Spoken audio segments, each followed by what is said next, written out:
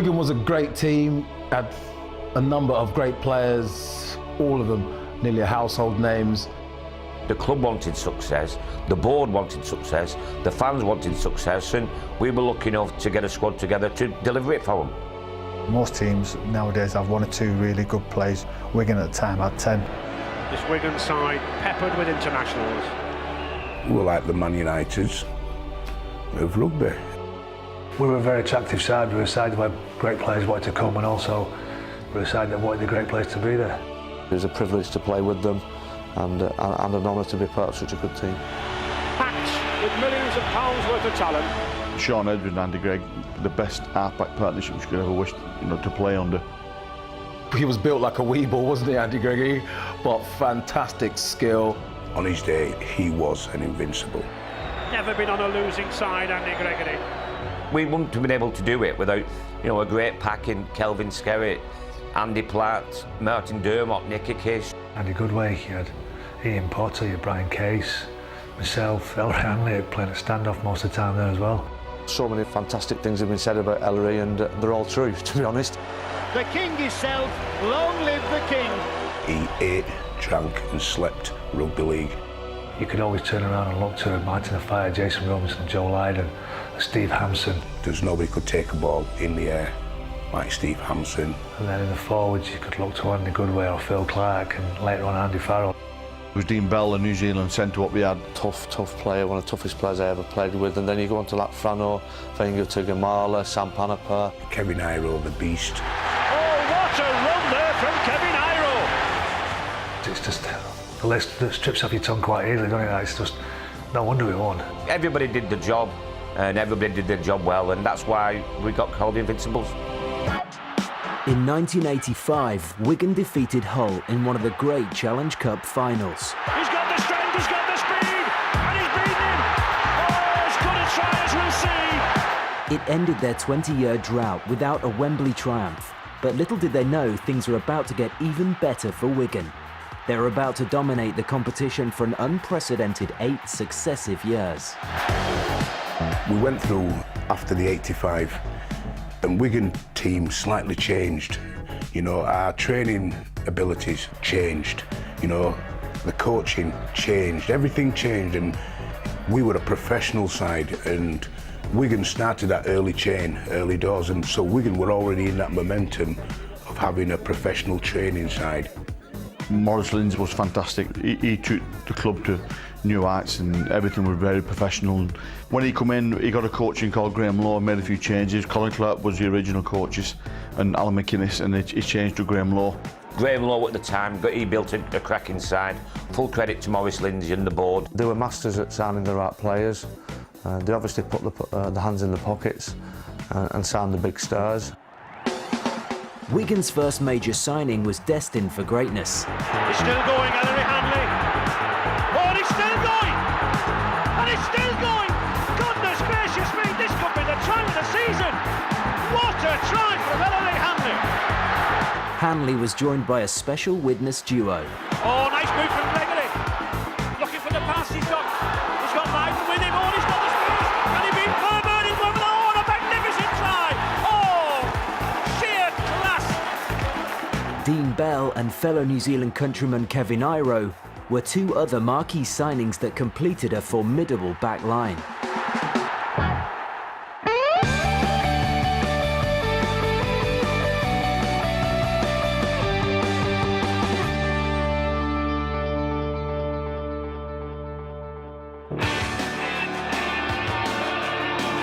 We had a pretty fantastic side at Widnes back in the late 80s, and it was a bit of an unwritten kind of rule that if Wigan didn't win it, then chances are Widnes did.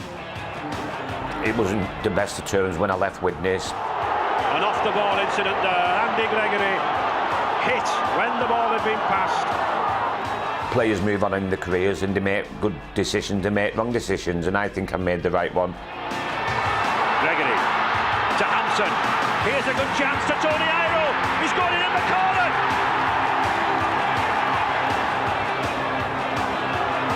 That's a good ball from Edwards. Oh, the beautiful double from Hampson. He must be in. He is. That must be the killer punch of my man of the match. Stevie Hampson got us to Wembley the way with his displays, match-saving tackles, and unfortunately, bless him, he missed out on 2 of them, broke his arm, broke his leg. He missed out, but he was a part of it. Hanson, and Wigan really running riot here now. It's the kick, it's the chase, Edwards is in the middle.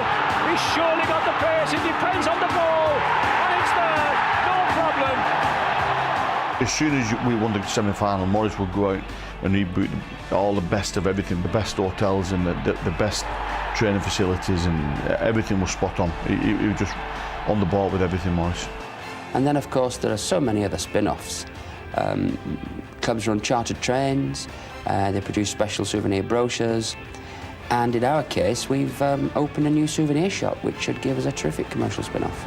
The idea came about because we were absolutely sick and fed up of seeing the spivs on the corner of the street cleaning up and making a fortune, and not necessarily selling quality goods either. And so right on the corner of our street, we've managed to buy a smashing property. It's like a small supermarket, and we have had a tremendous run of success.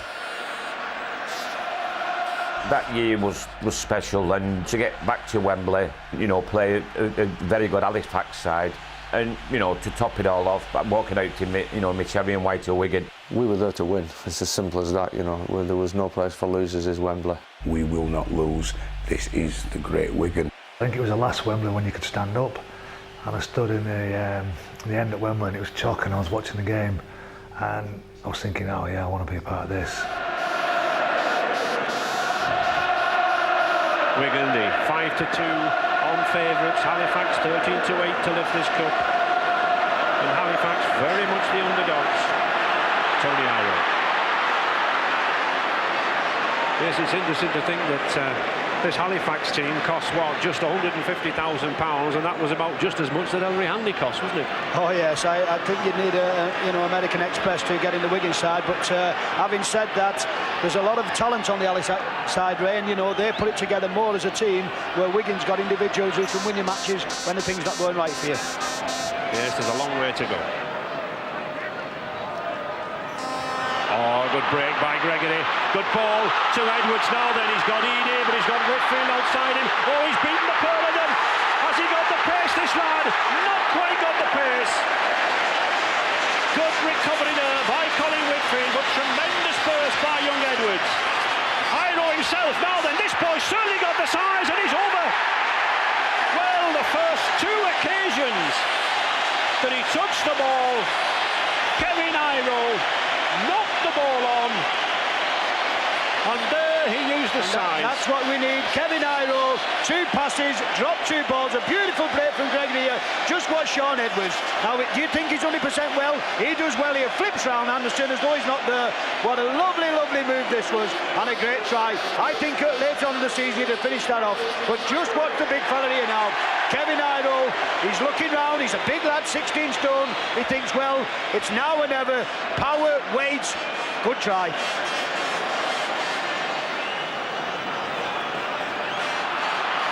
Hanley.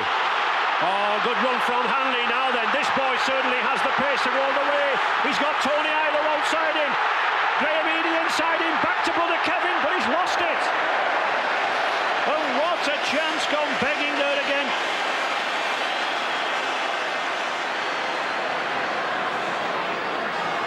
Gregory. He runs around like a little will-o'-the-wisp with this character. Real competitor. Edwards again, Hanley. Can't help thinking, Ray, that Wigan are playing a little bit tight down the middle. You know, they've opened the ball out twice and they've cut Halifax to pieces. You'd think with the people like Bell and Henderson Gill outside, they'd give them plenty of ball. Gregory. Oh, that's a beautiful ball from Gregory to Dean Bell. This looks good. Henderson Gill at the corner. That's a magnificent try. It came out of nothing. Henderson Gill scored it, but let's harken back to that pass from Andy Gregory. It was a beauty, and Bell raced onto it. What a cracking little ball this is. Just watching. Magic, magician, what a lovely ball. Slips it round the man. I just said about this fella Bell, he's dangerous, and he needs chances like that. And he finishes this very, very well. And I think now, Alex, a very crucial time for Halifax. They've got to hang, it's like the boxer on the ropes, isn't it? I think they've got to hang on in here now in this. Oh yes, it'd be absolutely lethal if they let Wigan through again. Well, here is a chance, it's Tony Iro. He's got Dean Bell.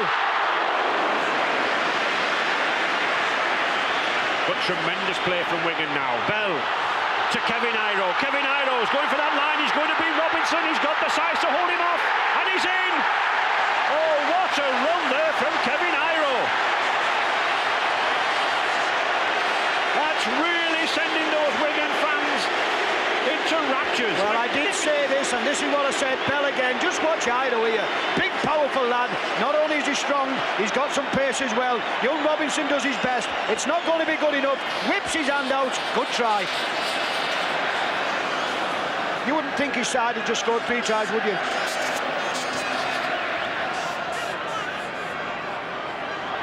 Gregory again, a little dynamo. He took the ball on his own, he's looking for Gill. And he's very difficult to put down, this scrum half. He's a really little chunky nugget.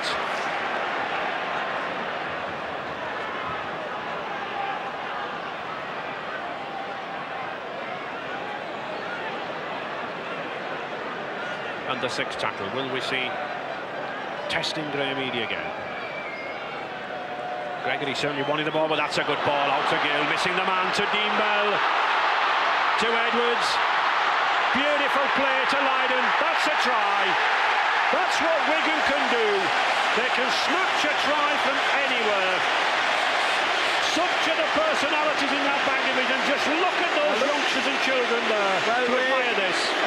A top-class try from a top-class team. What a magnificent piece of football here. A beautiful ball from Dean Bell. You'll have to go a long, long way to see better tries than this. Joe Lydon just has a little juggle with it. Once he sees the line, he's like a rocket. Edwards again to Gregory. These two little half-backs marshalling the whole affair. Beautiful pass to Gregory. To Edwards again. Pressured again on this Halifax side. It's these two half-backs all the time. Gregory. Beautiful ball. What a pass to Tony Iro. He just had to stroll him. He could have caught that ball in a basket. Beautifully delivered by Gregory. 6 minutes gone. If you want to see class, Ray, just look at this. This is a brilliant bit of rugby, this. No problem. Look where the ball. He can shut his eyes and catch that. And substitute Dick Fairbank, one of 5 rugby league playing brothers all came from the Elland Amateur Club at Halifax, and I think this Fairbank actually is necessary at this stage. He's a rough, rumbustious forward who might shake one or two of this Wigan side, but look at Lydon go here, reminiscent of those 2 great tries when he won the Lance Todd. He's got Hanley inside him. He's going all the way. What a try! That must be one of the all-time great tries in Wembley. Well, this has got to be the try of the year, this. What a magnificent piece of rugby league by Joe Lydon. Just watch Tony Idle, Kevin Idle, Tony Idle, Hanley. Now just watch what he does. He keeps ebbing away, sideways, he knows the line's coming, and it just comes quick enough. What a brilliant try. This really is annihilation for Halifax. They're not only playing well now, Ray, Wigan, they're tackling well also, you know, but this Halifax is just driving the ball down on the Wigan. He's suiting Wigan down to the ground. Wilkinson now then, Tony Anderson, a chance to hit back, and he does, yes. Good play, Tony Anderson, suddenly put into space. 15 minutes gone in the second half, and at last the Halifax fans have something to shout about. Hanley. Moving out wide now, Ellery Hanley, looking for the gaps out there. I think he's sniffing for the few tries. Gregory again, oh, beautiful break to Edwards. Now then, he's got Gill on his left, he's got Bell inside him. Oh, and Hanley, it looked to forward. But Bell's got it and he's going in. It's a try. Another 75, 80-yard try. And That's the difference between these two sides. When Halifax make a break, they can be caught. When Wigan make a break, it doesn't matter if it's 70, 80, even 90 yards out, they cannot be caught.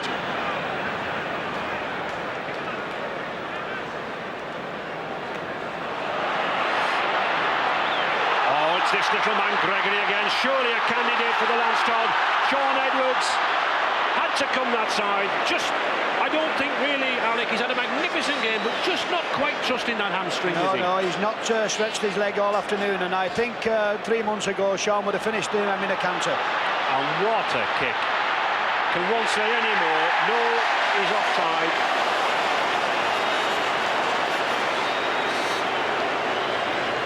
And I wonder how that man's feeling. Steve Hampson, 3 times he's missed Wembley with a breakage, this time a broken arm, but he must be delighted for his teammates.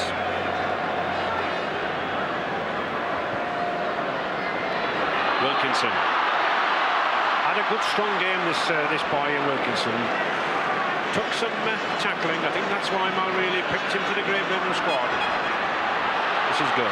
Oh, beautiful dummy from James, and he's in. Yes, he's in. Never say die, Halifax. They may be taking a crushing defeat here, but they're not giving up.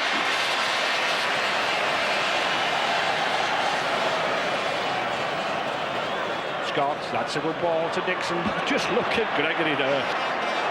Like one of those little flies that you can't quite get rid of.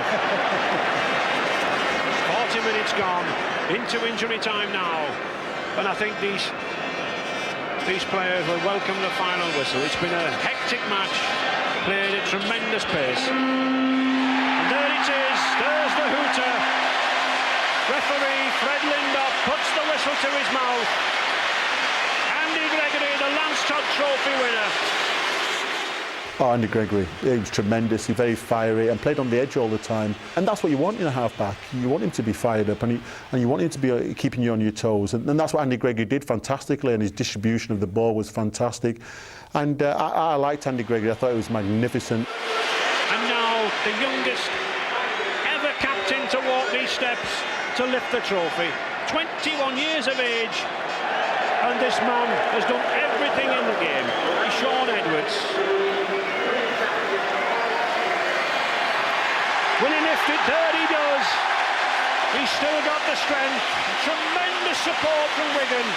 Average gates of 15,000 this year. Congratulations from the Wigan chairman on the left there, Maurice Lindsay. And the cup traditionally passed around. Went into that cup final, I think it was Graham's first cup final, very prepared, very determined, and with a very, very talented, in particular, backline. Nobody in the world would have beaten you today. Nobody. You make me the proudest bloke in the world, but most of all, you won't realise it until you're retired. You've set yourself, I don't think anyone will play like that. You've set yourselves up, you've given yourselves a memory that is really, really special.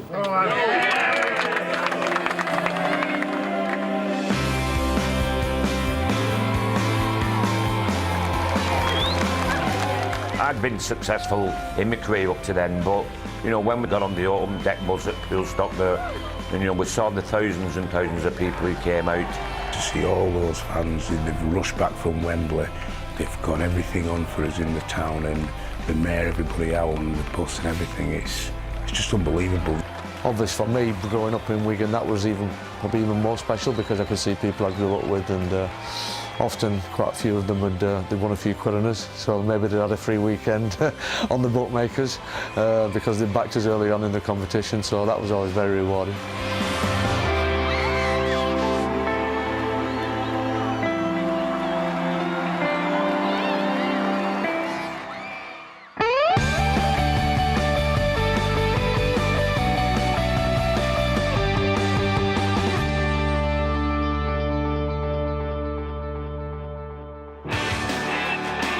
Team spirit was tremendous, which it is when you're winning nearly all the time.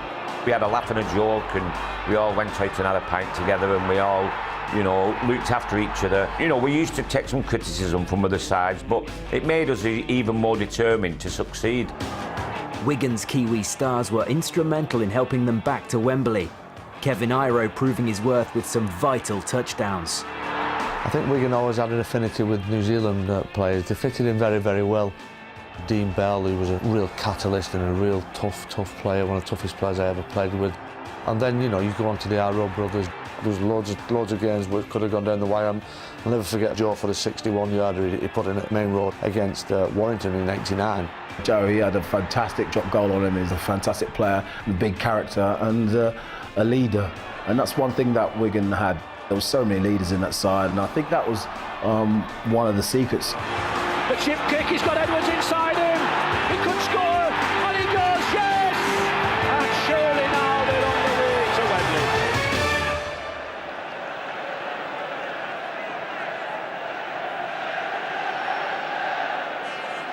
To life. That's a good kick. Perhaps a touch of nerves there from young Connolly. And of course, once he touches that ball, the Wigan players can play it. Hanley. A testing period for St Helens, I think, Peter. It is, Ray. The first score is also very important. It gives the team the G up, and this is a chance here for Edwards from a typical kick by Gregory. Well, a little bit of misunderstanding there between Michael O'Connor and Connolly. Young Sir Gary Connolly knew what he was doing. He played safe, just kicked it dead. But I think Michael O'Connor was in two minds whether to drop on that ball. So, drop out beneath the post. Paul Loughlin. Test centred against Australia last summer.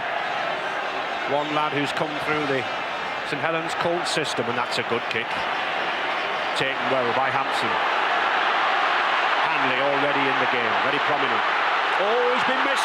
Here's a chance now. Kevin Iro, he's going for that line. Young Connolly, oh, he's in. Well, that was rank back tackling. 2 minutes gone, and Kevin Iro is already in. He picked up a couple of tries in last season's final, but what a start for Wigan. This is better now. Short ball to Beavers. That's good. To O'Connor. Now then, the Australian test wing. The kick inside. Looks to be too far. It is. But the Saints, first real pressure there from Michael O'Connor. Of course, Wigan, the bookmakers' favourites for this match. 5-2 on they were this morning. And St Helens at 7-4 odds.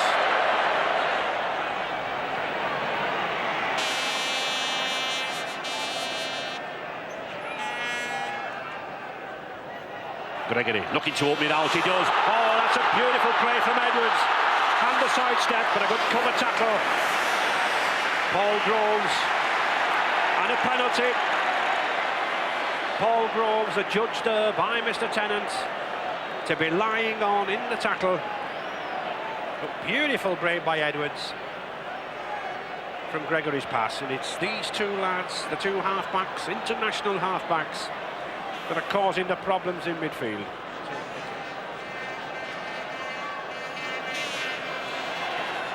About 45 yards out. He really needs only to strike this ball well. It's immediately in front of the post. Just checking any mud if there's such a thing on this Wembley pitch. Oh, he has struck it well. It looks a beauty. It is. Straight between the posts. 2 points from Joe Lydon, 6 points to 0 then from Wigan. And 19 minutes gone in this first half.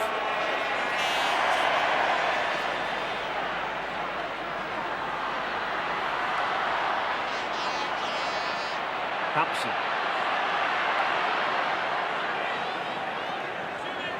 Shane Cooper, St Helens number 6, knows that he's got to keep his eye on Edwards. Bell.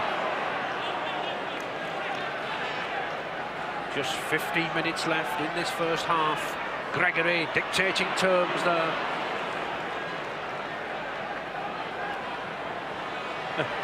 Lucas concerned about his cap. Edwards, notice, launching Hanley from out wide. He's here again. He's going to go himself. He does. Oh, straight through 3 tackles. What a player is this man! No wonder He's going to Australia this summer. £80,000 contract for 3 months play for Western Suburbs. The Black Pearl, they call this man in Australia. 10 points to 0 for Wigan. And it was his strength, his pace, but his positional sense, Peter. And this time you can see the power of the greatest footballer playing rugby league in Great Britain and in anywhere in the world. The strength of the man is amazing, and he pushes their 3 men off and goes under the post to show supreme talent. Gregory. That's a set move. Iro. Well policed by Paul Loughlin.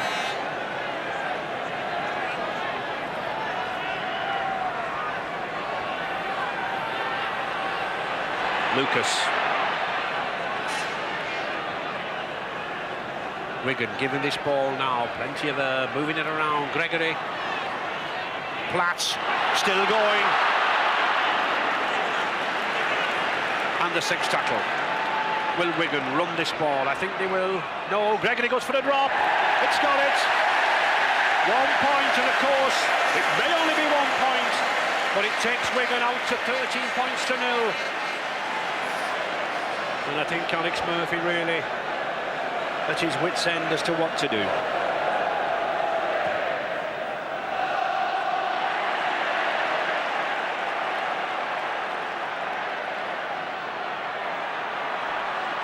Edwards to Platt.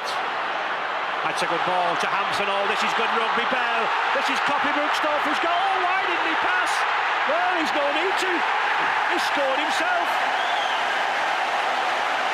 47th minute of the Silk Cup Challenge Cup final. And Kevin Iro is in again. What a threat these 2 Iro brothers are out wide here. Back to Edwards, to Platt. Had a good hard-working game, this lad, Platt.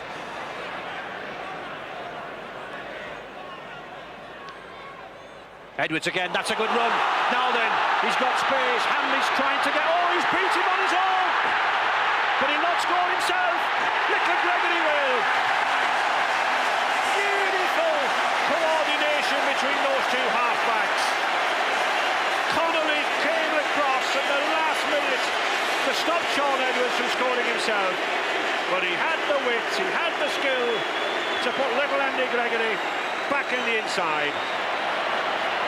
Well, Graham Lowe smile. You very rarely see that from the Kiwi coach. That's a good tackle from Platt.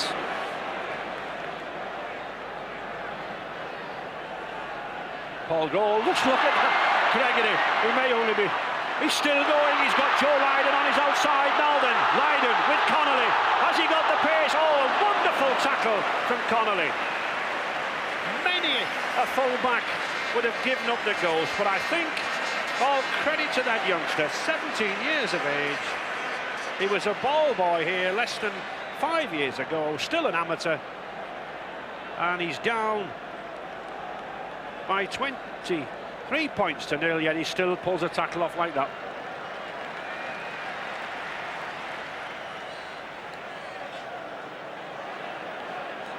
Shelford and Evans, I think, enjoying a personal battle, Peter. Yeah, since Evans has come on, he's made a put for at Shelford on several occasions. I think he might have edged him as well. Groves to Vivas. He's lost it. Gregory, that's a good pass. Platt again, Wigan are launched. Hanley in full flow, he's got Dwyer inside him. Oh, that's good running. Balanced running there from Ellery Hanley. 5 minutes remaining. Wigan looking to score more. That's a good pass. They're queuing up on the outside here. Gregory, good long pass. There's a chance here for Wigan. He's got Hampson on the outside. He's in. It's a try. It was the Gregory pass again. The long pass. Missed the man out. And Steve Hampson, the easiest of chances there. 3 times this lad's been scheduled to come to Wembley. He broke his leg, broken arms, but he's there. There's Alex looking in very pensive mood.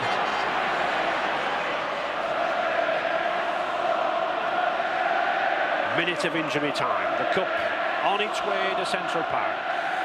St Helens going through the motions, but Wigan still in possession now. Hanley, another chance to increase the score. Gregory, Betts. St Helens desperate to keep Wigan out, not wanting further humiliation. Ian Lucas, that's a good ball to Shelford. He's looking for Bell. He's found him, but a forward pass. There it is. There's the hooter. Wigan, the winners of the 1989 Silk Cut Challenge Cup final. I was made up, you know, seeing Ampo, and I still see the photograph when I went over in the corner. And if any rugby league player deserved to walk out at that great stadium, it was Steve Hampson. It was a bit of a blowout, really, you know, 27-0. Years after, you'd see people in Wigan, maybe 2-3 years after, with 27-0 still written on the back of the car, because it was such a big thing, because we'd never ever beaten St Helens at Wembley. The usual cherry and white hoops salute the blue and white hoops of the Wigan side. What you had with Wigan at that time, you had a real competitive environment. Everybody had to play well and give something to the team. It wasn't the fact that I was playing with Andy Gregg or Ellery Hanley was there. It was the fact that, right, I've got in this side, I've got to stay in this side. And I've got to prove that I'm not just a kid, I deserve to be in this team.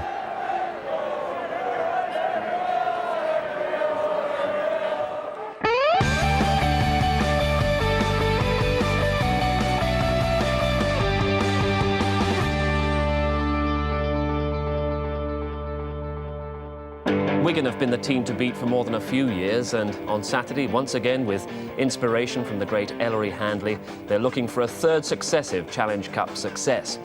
Ray Stubbs is our reporter with both teams, starting with Wigan, who overwhelmed St Helens in last year's final, but were pushed a lot closer in this year's semi. Gregory, here is man who can run. Ellery Hanley, is this going to be the try supreme? He's going for the line, he's got the pass, and he's over! An incredible run from Ellery Hanley! I make it a minute to go! Saturday's game means the temporary suspension of a great friendship. Yeah, we're good friends, me and Gary, you know, we see each other just about every day. He just lives up the road in Warrington, and we won't be too good friends on the day, I can tell you that. What's he like off the field? He's a great guy, yeah. We get along, and like I said, you know, we're best of mates, and I think we won't see each other this coming week. Kevin, yeah, he's my best mate. We go everywhere, me and Kevin. We play cards together. We play a lot of cards. Every Monday we go out and play cards, and he comes over, and whereas we go to a venue, one of the players, George Mann as well, at St Helens, and we just go there and just play for about 4 or 5 hours. And every time I go, I end up losing. And Mercer knows he could well end up losing on Saturday. That's if he doesn't get a firm grip of his countrymen. He knows what damage Iro can inflict. Wigan looking for a third consecutive win, packed with world stars, Lydon, Iro and Bell. The world's possible greatest half-backs, Edwards and Gregory. And in Hanley, the number of times we've seen him take a game by the scruff of the neck and win the match. He did it in the semi-final, he provided a try, and he ripped St Helens to shreds last year.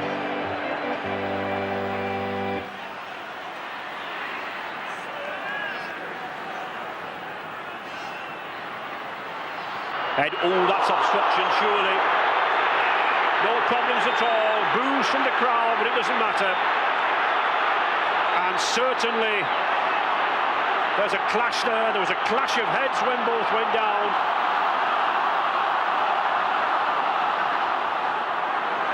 Well, just watch this, what happens here. Sean Edwards, a lovely little chip over the top here. Now watch what happens if he kicks it.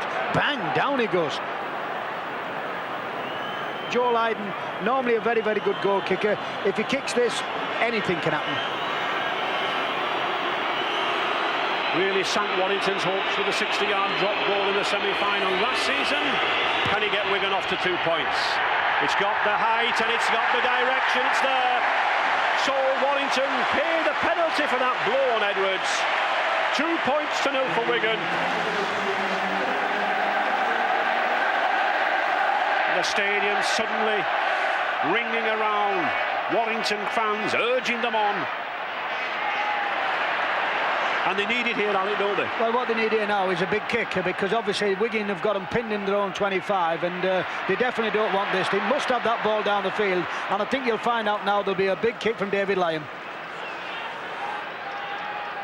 And here it is. It's not. It could be a try. It's a charge down. He's in. Yes! It's a try. It's Dennis Betts. Brilliantly picked up by the second row. And suddenly the Wigan fans are on their feet. A little bit of complacency from David Lyon. A lovely ball back from man, but have a look what happens. Never watched the man coming through. Dennis Betts did, follows the ball and scores the try. Warrington in a very good position here. Inside that Wigan 25 and a good heel. Brompton. That's a good ball. Drummond. Very strong when he comes in field, Drummond. Very low centre of gravity. Difficult to put down. Mercer. Oh, that's a bad one. Preston. He can go the full length of the field. I don't think Lyon will catch this lad. He's a flyer. That's a try and a half. Mark Preston. Once again, Warrington making a vital mistake.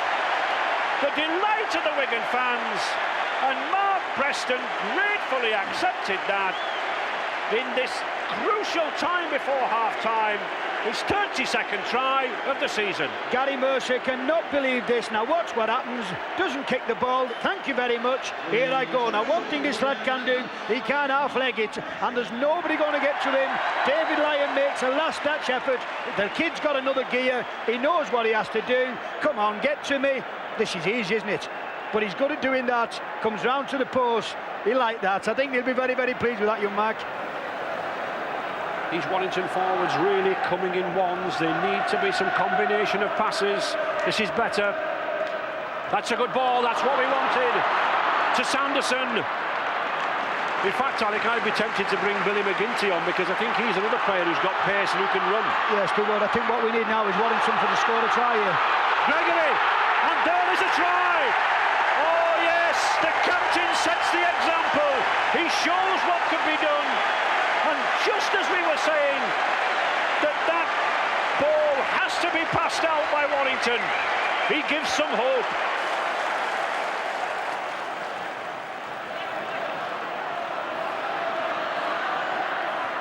Oh, good play. Now then, Edwards, Iro. Good tackle, good cover tackle there by Mark Foster, spotted the danger.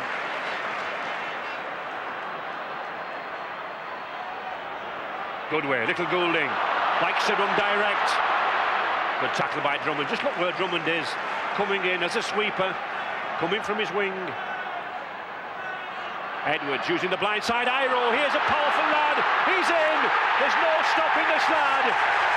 That was magnificent play, not just by Kevin Iro, but by Sean Edwards. He spotted a man out of position. He switched the play to the blind side. The overlap was there, and Kevin Iro scores his 5th try at Wembley.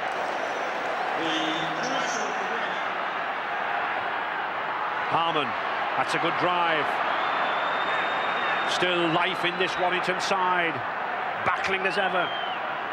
Brompton, here's a chance. Thomas, that's a good ball to Mercer, but a good tackle by Dean Bell. The best of mates, these two, Bell and Mercer. You wouldn't think so this afternoon. Brompton. Just one pass too many. Hampson. And this is what Wigan can do. They can suddenly strike. He's got Hanley on his outside. Now then, has he got the speed? Has he got the strength to go? He's got Gregory with him. Edwards. A magnificent tackle, but Preston's in. He's in. Oh my word. One of the great tries here at Wembley. Mark Preston, support play supreme. For his first try, he had 80 yards to go, and for that one he only had 5, but he had to work just as hard for that. Well, if you want to see a try of the century, this has got to be in the top draw. This is a magnificent try for Wigan. Beautiful football. Everything what's good about rugby league is in this. The king himself, he gets the ball. I'll do it myself. No, I won't. I'll lay it off. And Sean Edwards, look at this for a cheeky pass. Watch this. Come on, Mark. Here it is. And what a great support play. And what a magnificent try that was. Now then, Warrington desperate for points. Man. Good tackle by Goodway. We've complimented the Wigan attack, but we must pay compliments to the defence.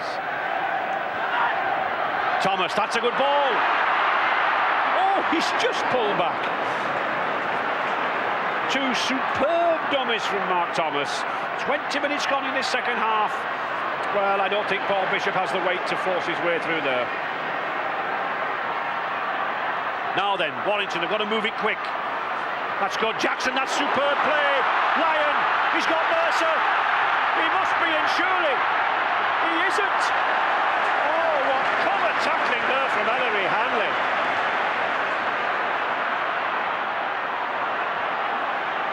Warrington, they're queuing up here to go in for the try. Bishop. And it still isn't a try. Well, 2 overlaps, suddenly snuffed out. That was magnificent cover tackling. But Wigan, the professionals, continue. Iro. Edwards.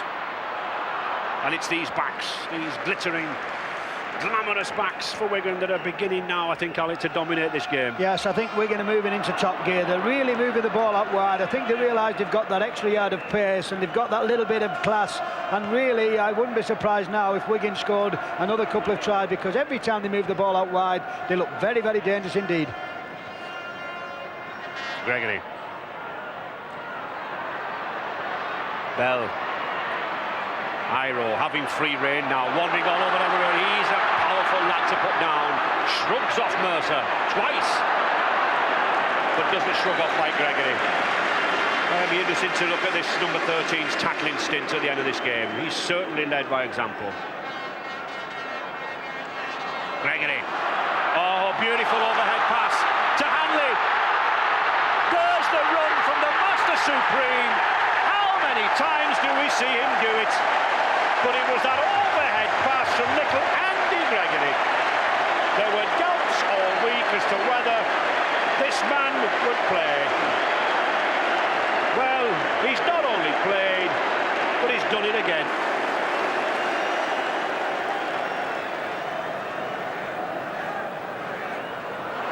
Gregory. Good ball to David Lyon. He's got support. Will he need it? No, it's a try. And that shows some guts. That shows character from Warrington. Into injury time now. Wigan 32 points to 14. Here's Kevin Iro. Oh, he shrugs off. He looked for support. He's still there. He's a massive lad, this. Oh, there's friction between Drummond and Iro. This is stupid. No need for this. Tempers frayed. It's starting with Iro.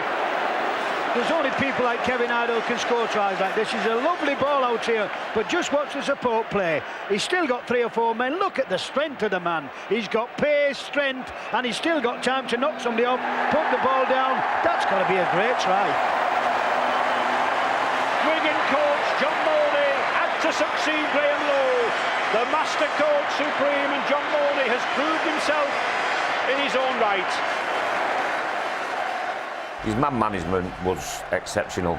He had something like 17, 18 internationals on his books, and he kept them all happy. And John didn't have any favourites. He just went, picked what he thought was his best squad, went out, and you knew damn well you had to go and perform. A record-breaking 3rd consecutive Silk Cup Challenge Cup, and possibly the world's greatest player to receive it, and there it goes.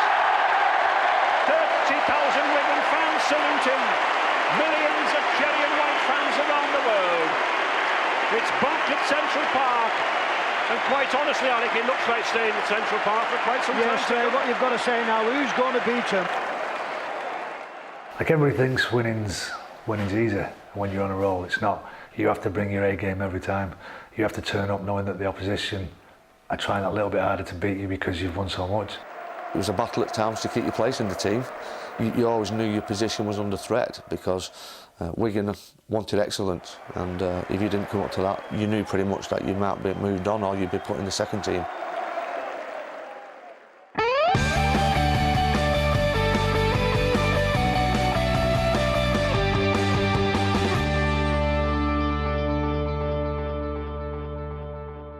Wigan's theme has been winning, especially in the Challenge Cup, and they could have done with some divine help of late.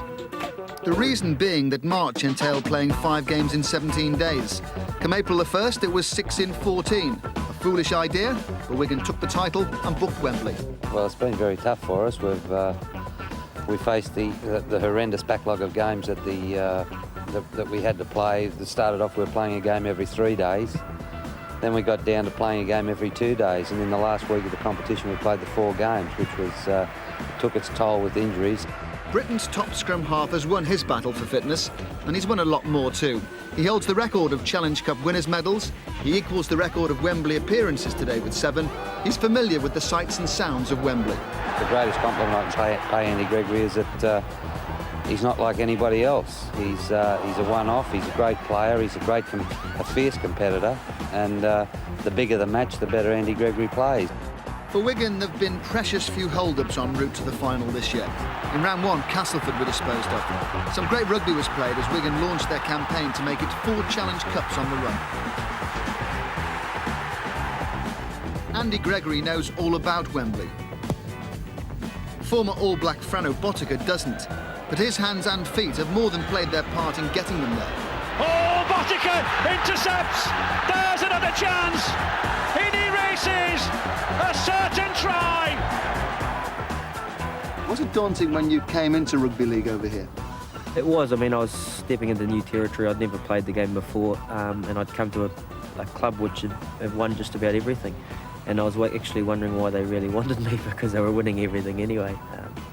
And I knew that it was going to be difficult for me to break into the team. When I arrived, I thought, well, if I'm going to get in this team, I may have to have something else as well up my sleeve. So I started practicing the kicking. Botica's kicking has been a big part in Wigan's season. If it goes well today, for Botica, for Wigan and Andy Gregory, it could be business as usual. The players are so determined to do well. I remember a couple of years ago we beat Saints, I think it was 27-0. It's not going to be like that this year. It'll do me just if it's 1-0 as long as Wigan pick the cup up at 4:30. Gregory to feed, and it comes offside. And not only offside, but a chance at goal for Botica. George Mann, the judge to be offside, diving out of the scrum. But silly talking out of turn. Does that give Frano Botica the chance to put the first points on the board? It's there! 2 points already to Wigan, and a costly 2 points from Frano Botica.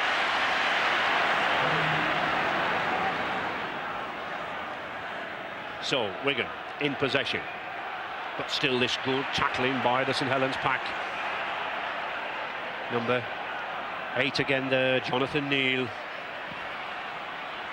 Good kick. Punishing kick for Phil Vevers. Third appearance for this Australian. He's lost it. A chance here for David Myers. Oh, he's in. Phil Vevers upended, loses the ball, and a snap chance suddenly picked up by Wigan, and David Myers is already in at the corner. Tragedy for St Helens there, and Phil Vevers in particular. He's taken a tremendous knock there. Very, very groggy. Wigan beats Castleford 28 points to 4. Rochdale 72 points to 4. Bradford 32-2. And Oldham in the semi-final by 30 points to 16. to reach here. Oh, beautiful sidestep by Dean Bell. Here's a chance now. Betts, he's got one man inside him. He elects to go himself to Botica. He's in the corner. Oh, superb effort from Dennis Betts. It's picked up by Frano Botica. And he snips in at the corner there. Wonderful play by Wigan. Fairly ripped open this St Helens defence. Punched home by Betts. But Botica, the try scorer. And Wigan further in the lead, 10 points to 0.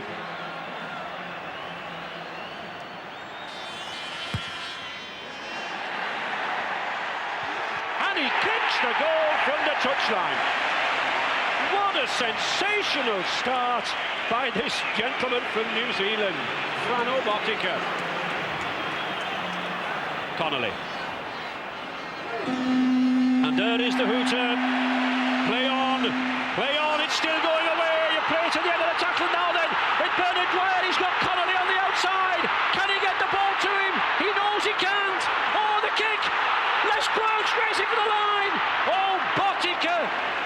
Excellent play. Well, Botica might have scored a try and kicked 2 goals, but that saved 6 points surely.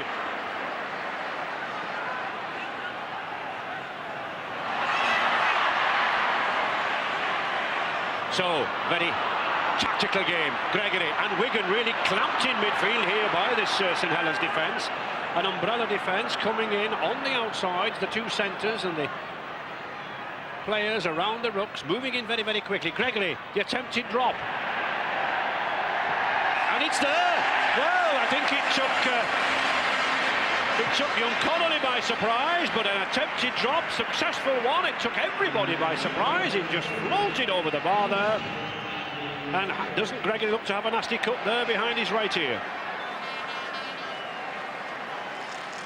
Well, what a brave man is Gregory there. He's covered in blood. He joins the witness trio, Eric Hughes, Keith Elwell and Mick Adams, for 7 appearances here at Wembley. And there he is in the fray, battling away. He enjoys himself.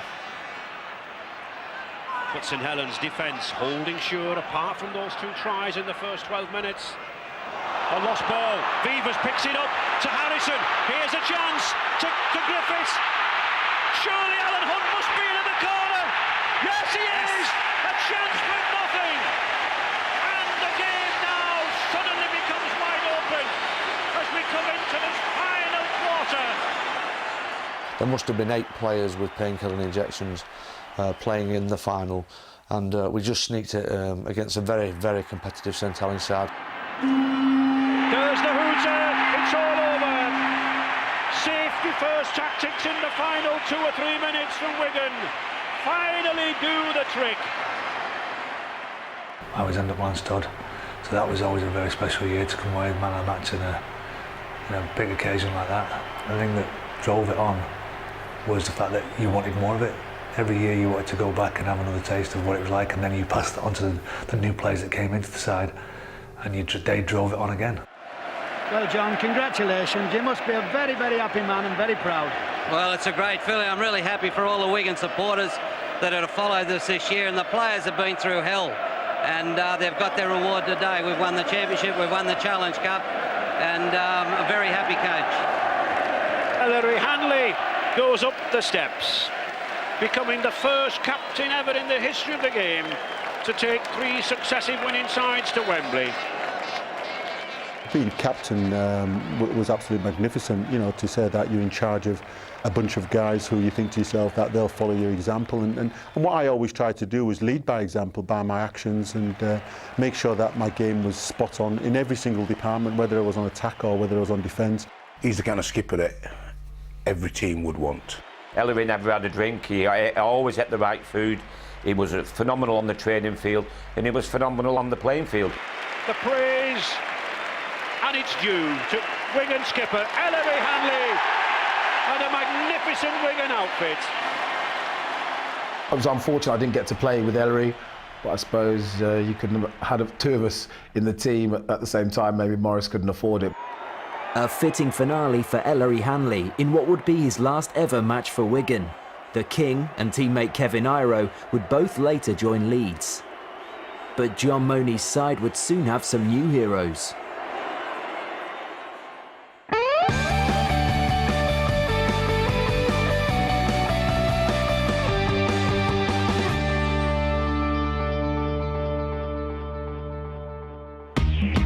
With Hanley and Iro gone, Wigan splashed the cash, bringing in Martin Offiah and Aussie superstar Gene Miles.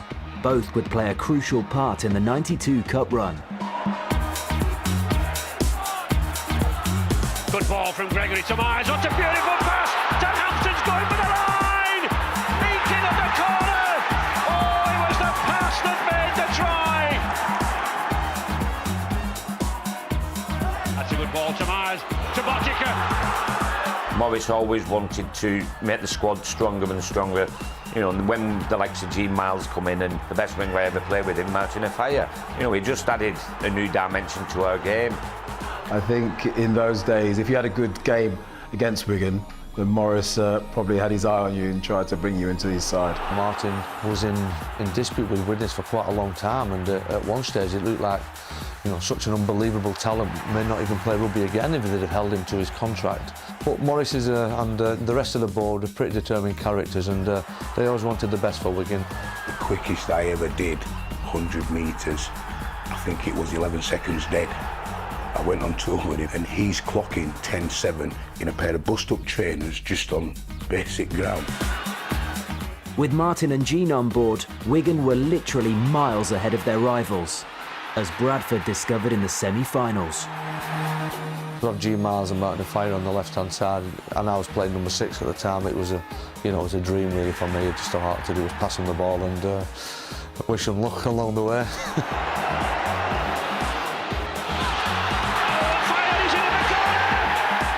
Semi-final of the Challenge Cup, yeah, that's something that'll always stay in my memory for 2 reasons. One, because I scored 5 tries, and 2, because John Money kind of brought me right back down to earth on Monday when I thought he was joking in the team meeting when he said to me, Martin, apart from scoring 5 tries, you didn't really do much else. And it really did kind of get you into the mindset of Wigan.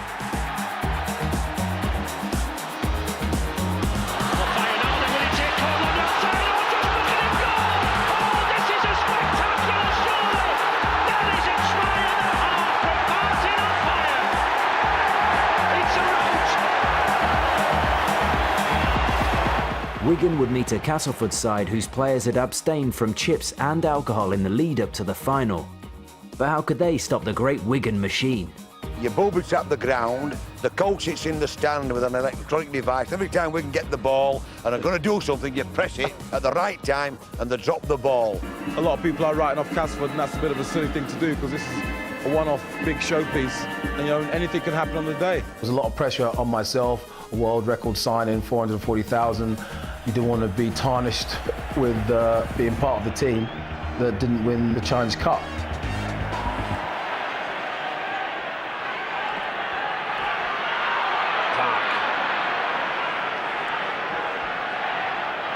Edwards using the blindside well to Gene Miles, 16-stone centre.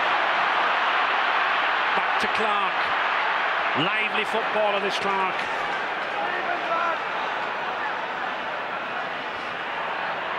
The run around.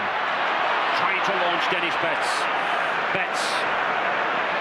86th consecutive match. Tremendous testimony to his fitness. Will Gregory have a little chip kick? No, he gets it to Offiah. Offiah's first move. Was he obstructed? Oh, he scored! A try out of absolutely nothing! And a mistake by Graham Stedman. A tragic mistake. I wondered whether Martin Offiah had been obstructed, but like the true professional that he is, he struck, he kept in there, and it was a try. So, Frano Botica, very, very accomplished goal kicker, ranks them from the touchline, and none better than that. It's 2 points. One slip from Castleford, And the 30,000 Wigan fans are delighted. 6 points to nil already and just 6 minutes gone.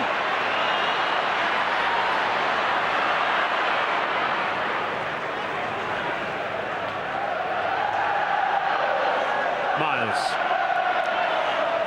signed for Wigan so that he could play here at Wembley. Wigan chased him for 10 seasons. Oh, there's a good break by Martin Dermott, and there is Sean Edwards. He's in for the second try. Half a break, and Sean Edwards, supreme support play. The league's leading try scorer this season, and Edwards is there up alongside him. His 40th of the season, and it's Wigan 10, Castleford 0, and Castleford in real deep trouble now. And there's Steve Hampson warming up. Well, it's not bad if you can bring on a Great Britain player as a substitute, is it? Edwards looking for the little shimmy, the sidestep, the break through the gap.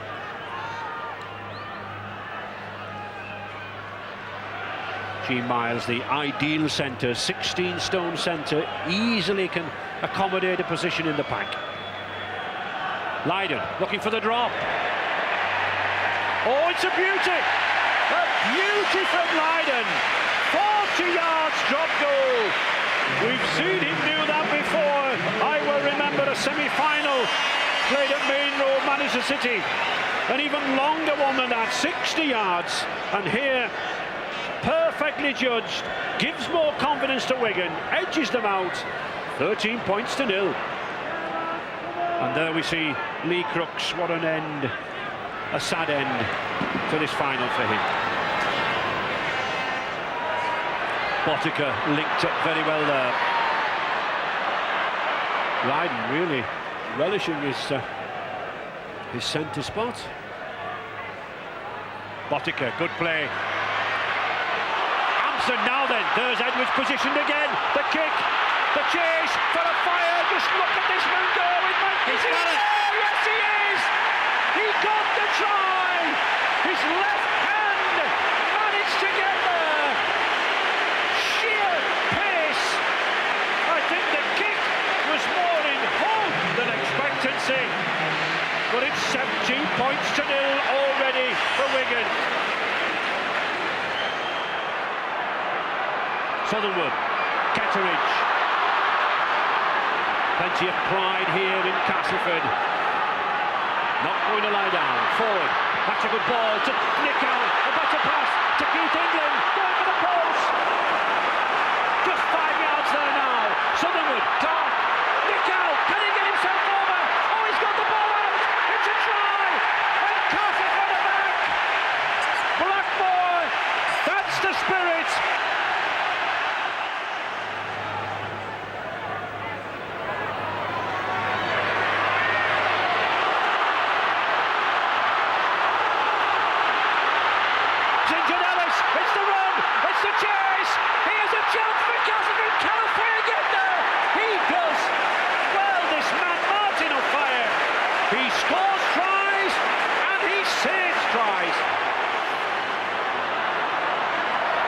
Castleford are having a fling at them. They're having a golden 10 minutes. Wigan need to keep the possession. Clark still going.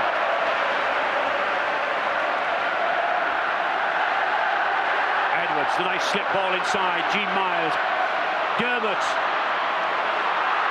Good handling. Phil Clark again reminds me of an old-time forward. Billy Iverson from Workington, the way he can slip that ball. That's a good pass. Here's an overlap on this outside to Wigan. Cuts him inside. Yes, I think he's in at the corner. Wigan come back. Having been on the rack, Wigan suddenly race back. And Stevie Hampson, the substitute, is in at the corner.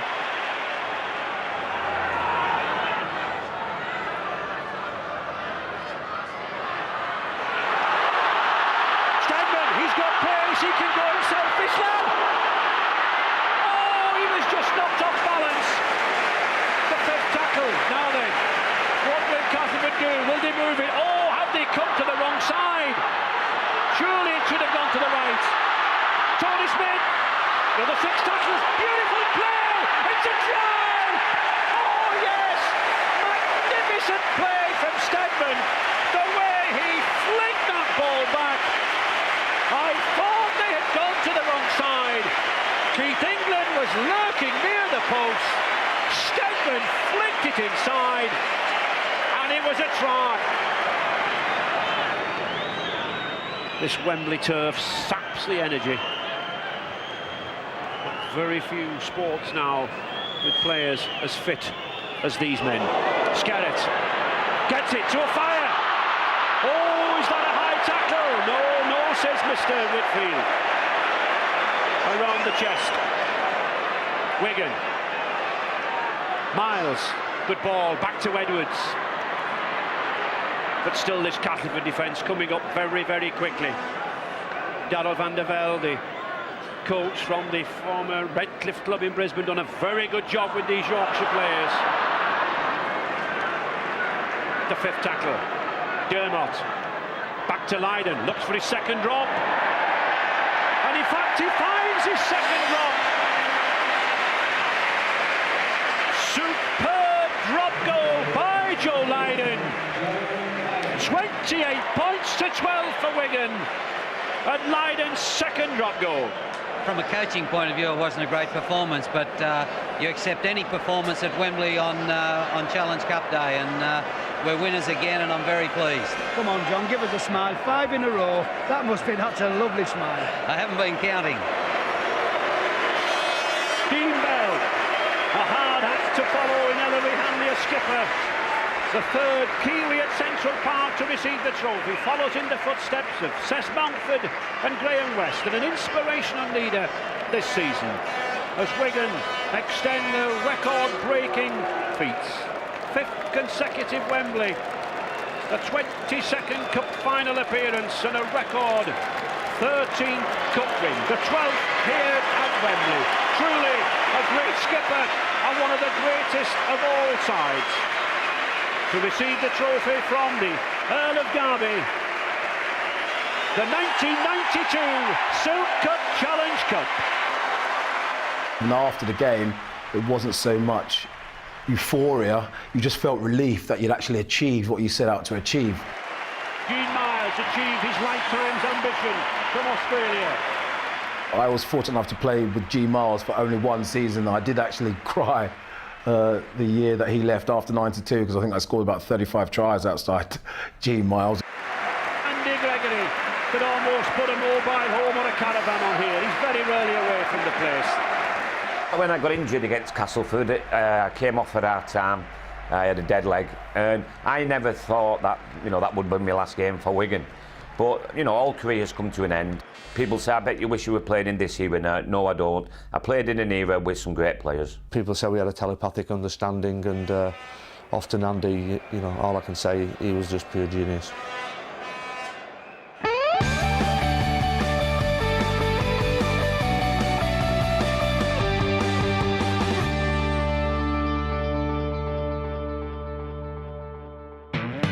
'93, and Wigan were once again well suited for a cup final.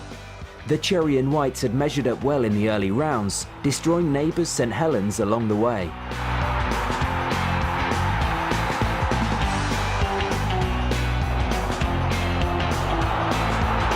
And there's Edwards going away. He's got a fire outside him, but Edwards is through, straight down the middle. A flashy performance for John Money's final campaign.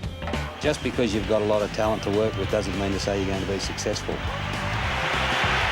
He inherited a champion side, but credit to the man, he's kept the side with a continuity of play and constant recognition of the skills of the game. He has kept that side at a high optimum level, but the credit must go to the man.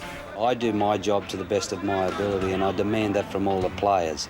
I expect them to prepare themselves and be in the best possible condition. I expect them to be able to play under pressure. I expect them to be able to do things on the day that I ask them to do. Having that winning edge, it's something that you get used to. You get used to winning all the time. and obviously it doesn't sort of give you any point start in the next week's game, but it's something that's bred into the Wigan club. We're probably more than a team. We're a squad, and John says making a team is one thing, but becoming a team is the ultimate. We've proved our worth over the years that we are a good side, and I think it's down to teamwork really. Everybody chips in and plays for the team. We have individuals that could turn a game and win a game, but if, as you say, if it comes down to the crunch, then it's the 13 players on the field that really put it in and put it in together, which makes the difference. If you didn't do your weights in training, if you didn't play to a certain level, everyone else in the team let you know about it, and no one wanted to let anyone else down or themselves down or not be part of such a great side. A newcomer to that side was youngster Jason Robinson, who was gearing up for his first Wembley final. Widnes were the opposition, but it wouldn't be easy. They were a very, very well-coached team under Phil Larder at the time. Any team with the Hume brothers in, trust me, are going to be at least competitive. And, they had Curtis Sorrison, etc. And they were a very, very big team as well. See you at Wembley.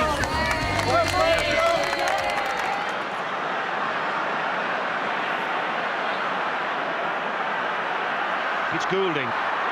That's a good kick. Hampson's underneath it. Oh, he's lost it. Well picked up by Myers. It's back to one. Good run by David Myers, former Wigan player. Wigan's turn to defend. Not often we see this in the early stages at Wembley. Sorensen again, looking for a powerful game. Could be his last game in his career. Thinking of retiring. Goulding, good run by Goulding. To Richie Ayres, going to the line. He's over, yes! And Richie Ayres is over for the first try of the afternoon. It was a sharp, short, darting run by Bobby Goulding. And that extra yard of pace from Richie Ayres. The great Britain second row just took him over there.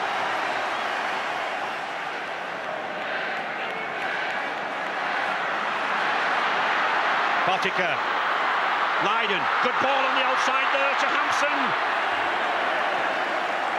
Wigan moving this ball well. This has the idea of a spectacular final, I think. We've got enough backs on this field with pace and class. Botica and Edwards. That's a good one to Dennis Betts down this outside. He's got Robinson inside him. I think he's held up. He is held up. Good decision and good position there by referee Russell Smith. So, Wigan still press, trailing 6 points to 0. Joe Lydon. 78 degrees down there, very warm for the players. To Clark, looks for the dummy, scrambles over. Widnes desperate in defence here. Goulding races in, but misses the man, gives the overlap.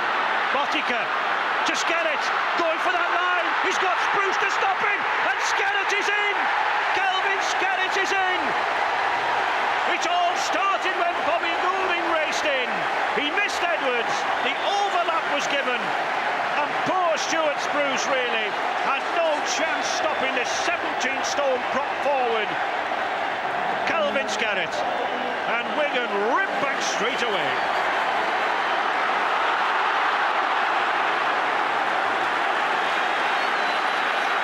Widnes now surging forward. Faimalo, the Kiwi, has the speed of a centre. This lad.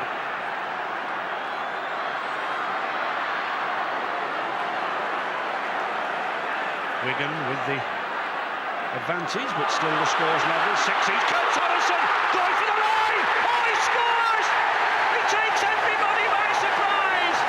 Kurt Sorensen, to the delight of those Widnes fans. He's dreamed for 22 years of appearing here at Wembley. He told me some days ago that he thought that dream had disappeared, having lost time and time again in semi-finals. And here he is with a try.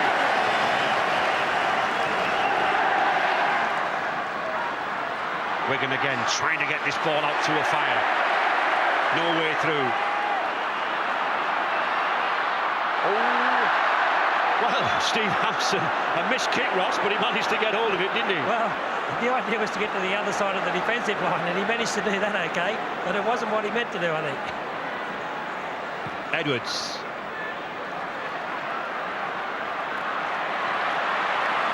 That's a good kick.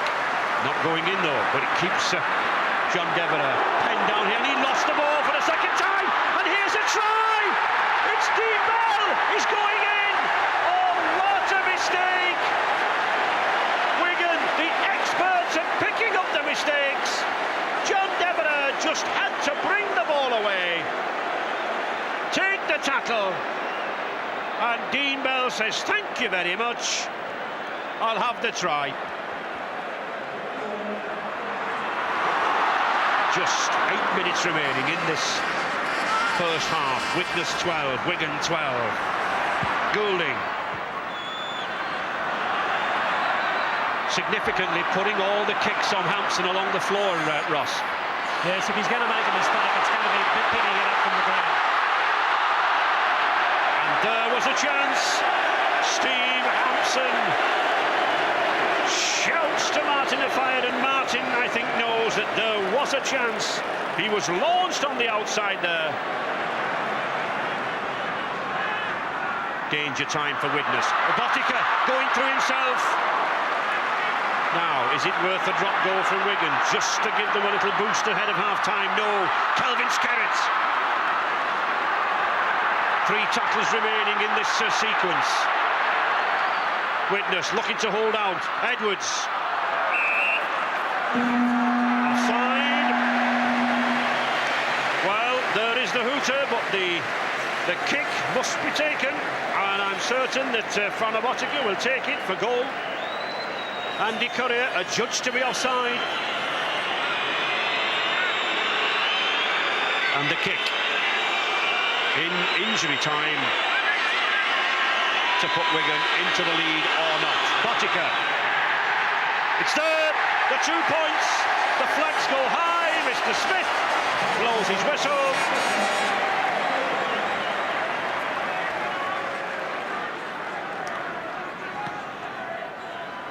Farah. There is number 12, Faimalo. Good ball from Farah to Betts. Good run by Betts. Now then, has Betts got the pace? No, the ankle tap again. But that's the glimpse of the speed, and there is Kurt Sorensen, the wet towel over his head, cooling down. But Wigan starting off. The pace. Oh, it's a try! Wigan are in. Sam Panaper, the Kiwi combination. Dean Bell and Sam Panaper combine. Panaper's in. What a day for this Kiwi.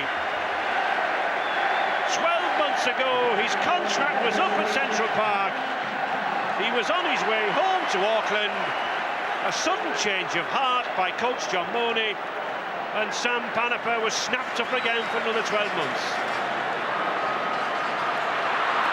Myers. This is better from Widnes now. To Goulding. Well, it looks as if one or two of these Widnes forwards not quite up on the line there. The heat taking its toll. Darren Wright can't get the ball away. But Widnes moving, and that's a penalty. Now then, is it worth going for goal or putting it to the corners? Davis then, 30 metres out, in front of the post. It's a goal. Simple task for a kicker of Davis's quality. 2 more points, 20 points to 14.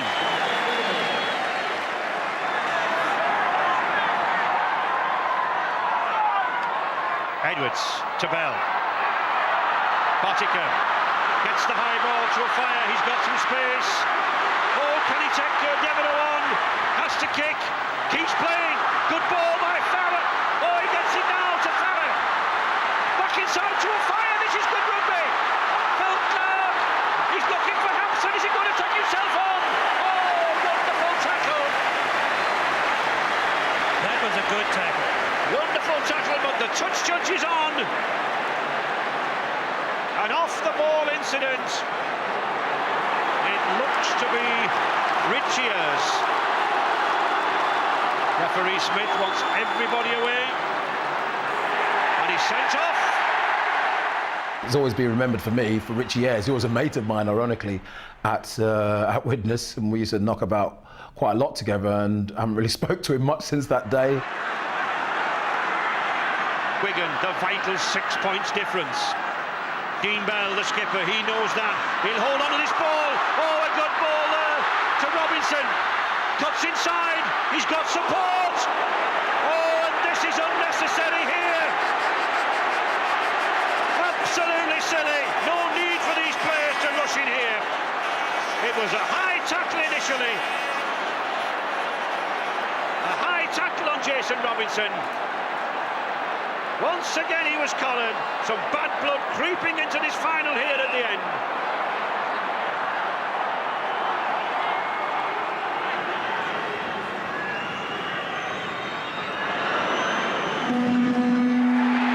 And there's the hooter.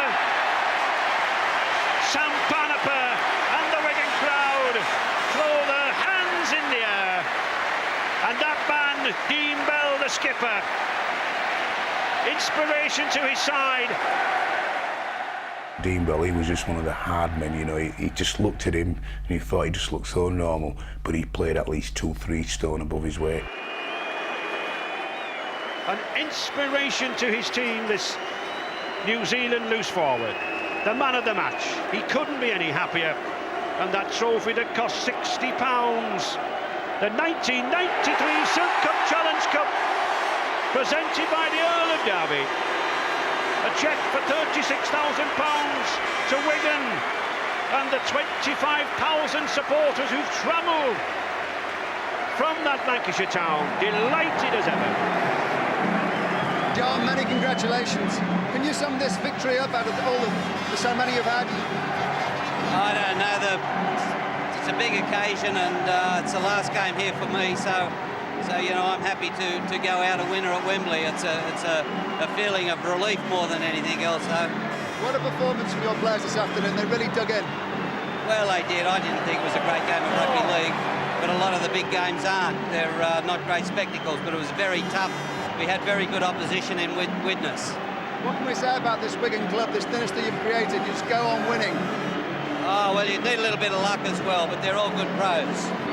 Dean Bell, winner of the Lansdowne Trophy and of the match, congratulations, but that game wasn't over until the hooter went, was it, Dean? No, that's right. I mean, Widnes came as we thought they would. You know, they're a tough team to beat. I mean, it wasn't a classic game, but, I mean, you know, 6 Wembleys in a row, what can you say? What was the crucial thing? Was it Sam Banniper's try straight after half-time? I think so, you know. It was the same at the championship stage. You know, we were struggling against Castleford in the last game of the season. We come out and scored 2 tries straight after half-time and got the result and got the championship. We knew we had to do the same today. What is it about you? You've never lost in a major final for Wigan, have you? No, I mean, you know, I just hope it carries on like that. You're going to be back next year? Oh, with any luck, we'll be here, yeah.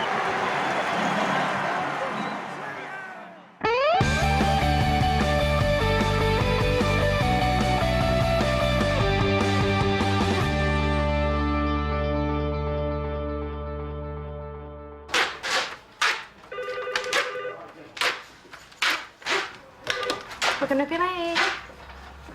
We haven't time of us all right. Okay, bye.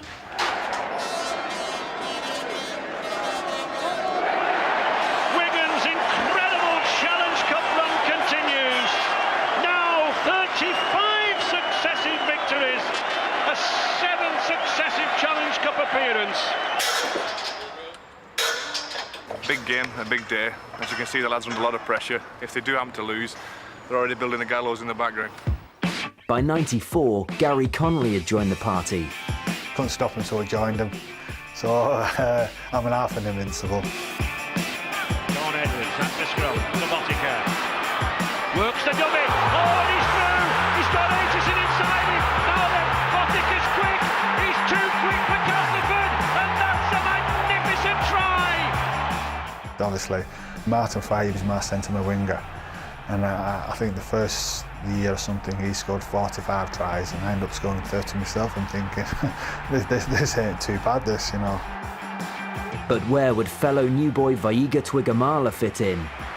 I know that when Twigamala came into the team and Jason Robinson was making his way, and everyone kept saying to me, Martin, you know, 3 into 2 doesn't go. And, you know, like chances are you'll be out the door. And it's a great honour to be chosen to do the job for Wigan. I'm very fortunate that the team has been very patient with me and they've been very warm to me since I've been here. So we're joined now with one of the junior members of the squad, Jonathan Platt, the son of Andrew. Who do you think's going to win today? This weekend at Wembley, Jonathan? Wigan. And who do you think will score the first try? Andy Platt. And what about man of the match? Who do you think will win man of the match this weekend? Andy Platt. There you have it, a totally unbiased opinion from Jonathan Platt. It became quite rich, so we stayed at the same hotel that wasn't that good. 109. 109. Is this Martin Dermott? This is your life. It's superstition that dictates that the routine doesn't change from year to year.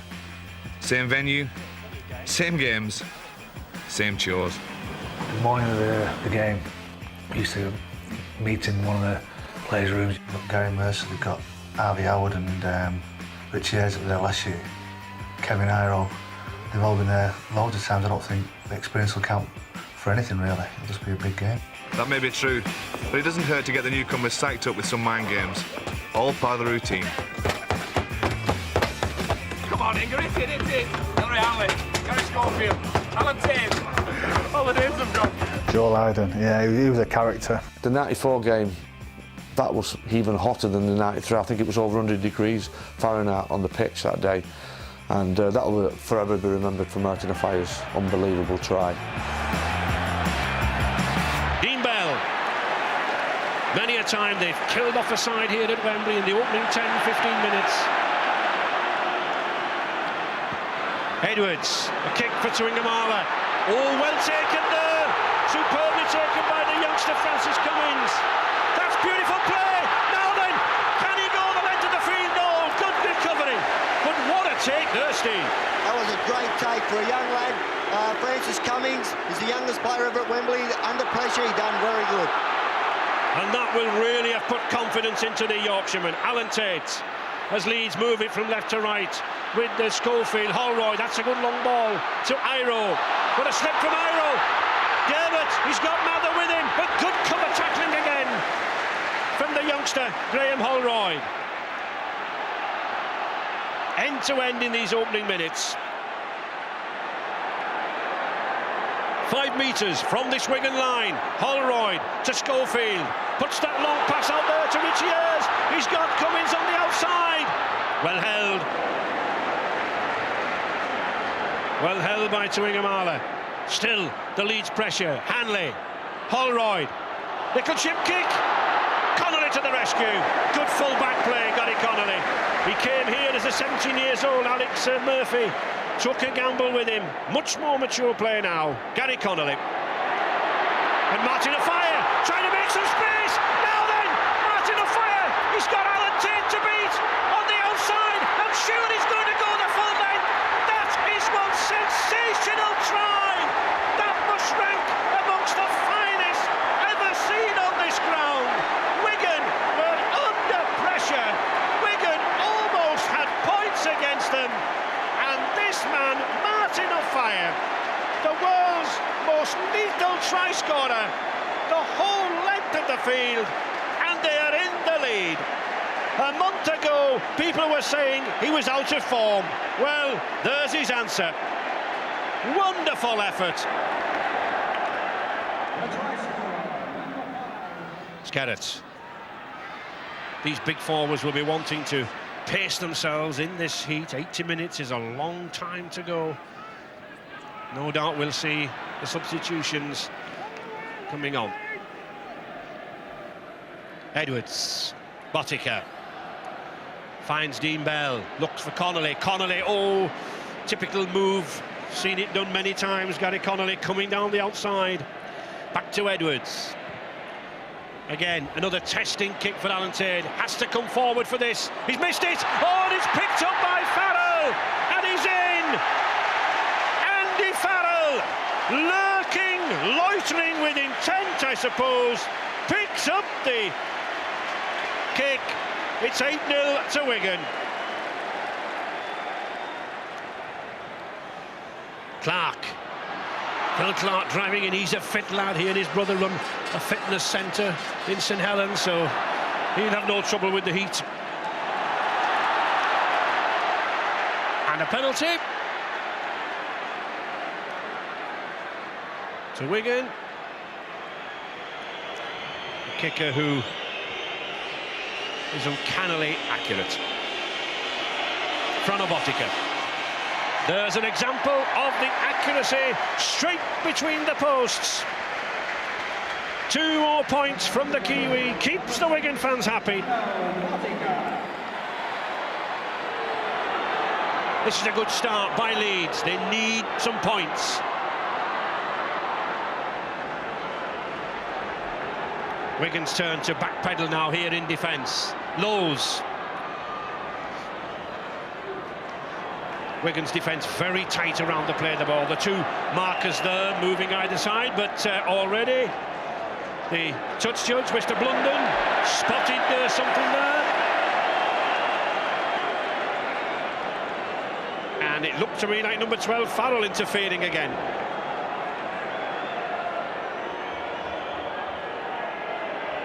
Left-footed kicker. And Leeds get the points they need. The confidence boost from the younger Holroyd. It's tough out there now. Schofield. Not to the player intended, I think, but Alan Tate makes good work out of it. Alan Tate looks for his wingman, can't find him. Good tackle by Tuingamala, covered by Edwards, but it's Leeds now. Going forward, Craig Innes driving in. And the 5th tackle. The high one from Schofield. Oh, it's hovering just in front of that line. It's a good one. Picked up by Leeds again. Knowles, can he get it out to Fallon? It's Fallon going for that corner, and Fallon is there. Oh, that's the try that Leeds wanted. Jim Fallon, the former Bath hero, suddenly sets this stadium alight. And have we got a game on our hands now? The fight back now on by Leeds. Schofield. The kick, putting pressure on Gary Schofield, on Gary Connolly, but he does well, he masters it. Taking a knock. Oh, and there's blood coming there. He'll have to go to the blood bin, I think. Possibly caught a stud. But the Leeds fans now roaring at every tackle being made by Leeds. There's Connolly. It's great play to get out of his in-goal area here because he was under pressure. I think maybe Mercer might have just caught him on his thigh there. And Jim Fallon picks that ball up again. He gets it inside to Schofield, and Schofield's going for the corner. And Gary Schofield, he's in at the corner. It was Jim Fallon who picked it up. And Leeds are really back now. I don't think their fans can hardly believe it. What a cup final this is. Michael Parkinson, well, a nail biter for him. Mick Cassidy has developed well this season, this youngster. Oh, and no need for that from Harvey Howard. Rather silly, and it's a penalty chance to Botica, and that could be vital as far as the destiny of the Silk Cut Challenge Cup. The ball teed on the mound of sand, 31 metres out. Perfectly struck by the master marksman. Botica, he'll gratefully accept those points every day of the week. 14-10 for Wigan. Harvey Howard. Leeds driving in. Ellery Hanley bounces off a couple of tackles. Oh, but he loses the ball. That's a bad loss. Picked up by Botica, and I think Gary Mercer was a little frustrated there at losing that ball via Hanley. Mick Cassidy. Good run by Cassidy. He's got a fire outside him. Now then, surely no one will catch a fire. Not even Jim Fallon. He races in. Try number 2 for Martin of Fire.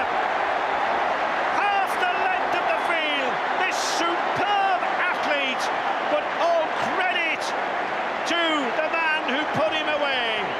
Mick Cassidy, the sweetest of passes from the forward. 32 tries this season. Chariots of Fire. Schofield. Again, tackle by Cassidy around the ankles. Copybook stuff. Iro. Innes. Twiggamala plays on. Schofield's across there. It's still picked up by Tate, but he loses it. And Twiggamala, his strength, his power. Oh, he almost gets there. Good play there by the ex-All Black. Desperate defence here now by Leeds. Suddenly, a mistake puts them under the pressure. Wigan on the attack. Betts. He's got Edwards outside him. Chooses to get it to. It's out to Panapa. Sam Panapa. He's going himself.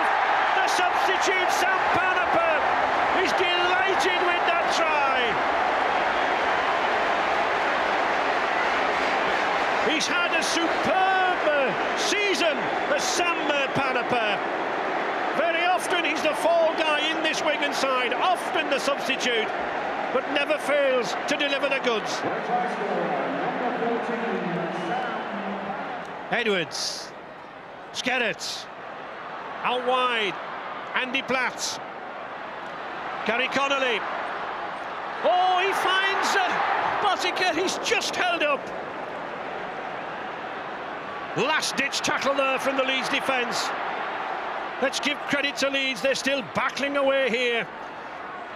No way are they surrendering. Phil Clark, a dummy drop.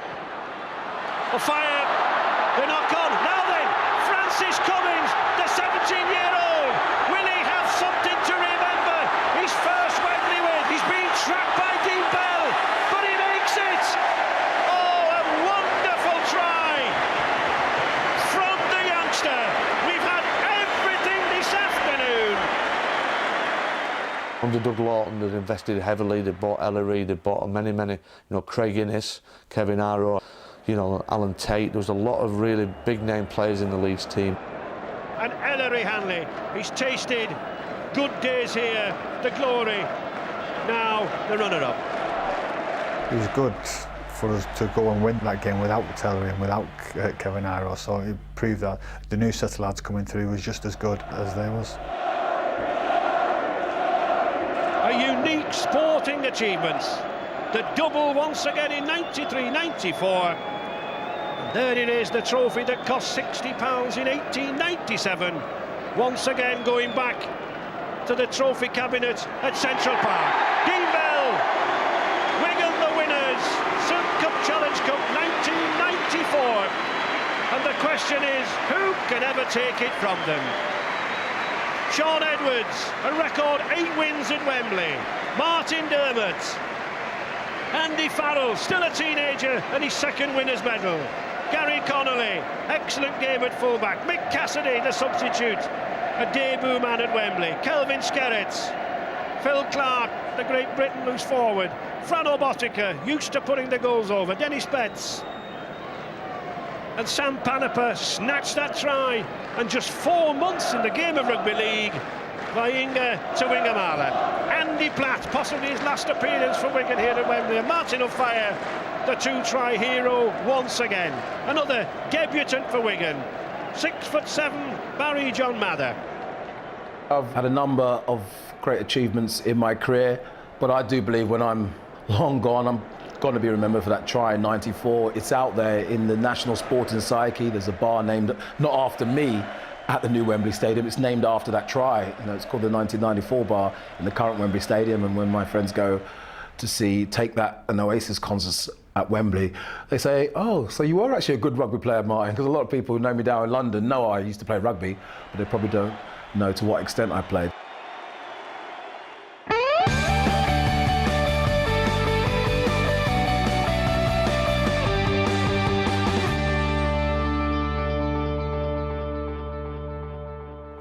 '95 saw fans' favourite Graham West appointed as the new coach, replacing John Dorahay, who lasted just one season. But the cup run that year would prove to be the toughest of them all. Bobby Goulding looking to go down that blind side. The switch inside to Pickavant. Pickavant's driving for the line. Oh, Pickavant is over. Just 5 metres short here now. Martin Hall back to Edwards again. Falobotica inside to Trigamala. It's Trigamala with some space, and Trigamala goes in at the corner. After needing a replay to overcome a spirited St Helens side, Wigan were hit by a Widnes thunderbolt in the 6th round. Hammond's there, and it's a try. Macon going for the line, and Craig Macon is in. Played a couple of replays, we had a couple of real close calls, but we always seemed to have enough in us. Maybe it was the driver that actually getting back there to Wembley that was that driver. It is Gary Connolly. He's looking for support. He finds it there with Sean Edwards. There is Martin on fire, and that's what Wigan can do. We had enough quality players out there for somebody to pull something out of the hat if we needed it.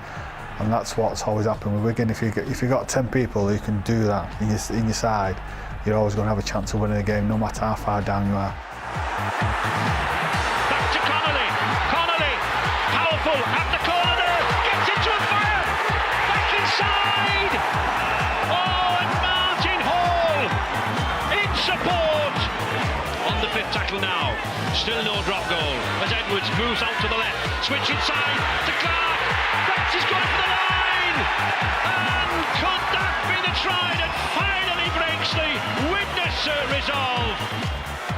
And after reaching the semi-final stage, there would be no trip-ups from Wigan as Inga hit top form. But the referee allowing Trigamala to continue and pick up the try under the post. Sometimes you underestimate the skill level of these big men. Just because they're big, you think, you know, they're just crash bang wallop sort of players. But Inga Trigamala actually had magical hands and great nimble footwork. He dummies and he goes over at the corner. Wonderful piece of play by the giant Samoan centre. A wonderful occasion when you tread on that famous turf, when you hear that roar that greets you when you come out of that tunnel. For many players, this long walk can be unnerving. For others, it can be settling. The Leeds fans and Wigan fans waited since the 2 semi-final wins over Oldham and Featherstone for the day. Leeds using that shot down the side there. Craig Innes, good run. A good cover tackle there by Gary Connolly. Mercer, a slab from the Bay of Plenty in New Zealand and lying on at the play the ball. Referee Russell Smith wants a quick play the ball.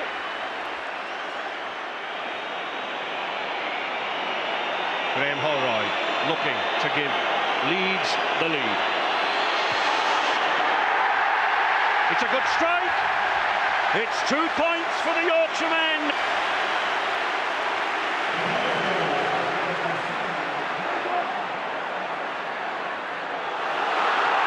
Good dummy. Alan Tate. Oh, and Richie Ayres driving from deep. He's going for the line himself. He won't have the pace. But this is a tremendous start by Leeds. Lowe's can't get the ball away, and that'll be a handover.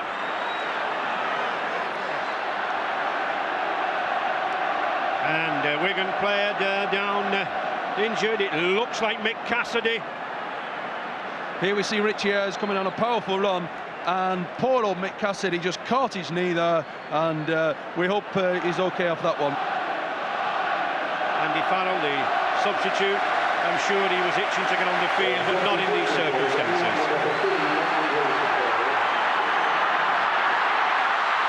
a good ball to a fire.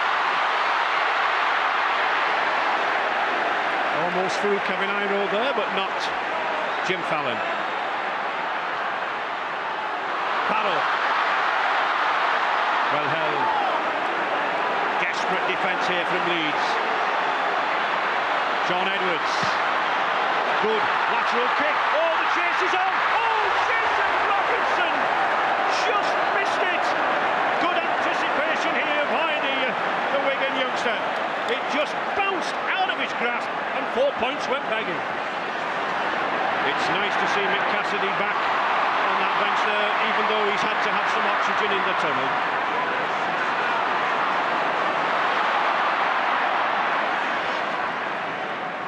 Both teams with a win over each other in the championship. Wigan 38 points to 6. Oh, and Robinson going for the corner. Magnificent try. He made something out of nothing there.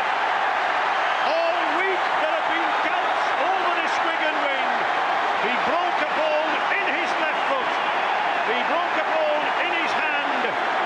He took the plaster off a little early. He was determined to be here at Wembley. And how grateful the Wigan coach Graham West must be.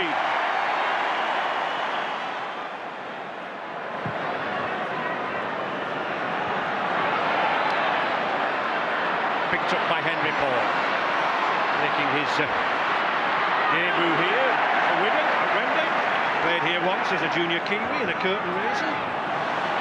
Calvin Skerritt running in determined mood. And Wigan coming more and more now into the Leeds territory. Andy Farrell. It was interesting, Ray, that Leeds had all the ball in the first 10 minutes, but it's been all Wigan with the ball for the last 15 or so. The short pass trying to launch Twingamala, and it takes 4 men. One of the beauties of using Twingamala is that it absorbs these tacklers, and then Wigan move it back. Dennis Betts skipping off that left foot. Betts going for the line. Schofield's holding him up. Can they do it? Yes, they do. Powerful run there by Dennis Betts. But it's Wigan looking for 4 more. Sean Edwards. They've got an overlap on this side. Bulgard hesitating. Picked up by Henry Paul. And he's in. The spin. The pirouette. And it's the youngsters who are causing the damage. I said at the beginning that this young Kiwi might upstage 1 or 2 of the stars. And Wigan go further ahead.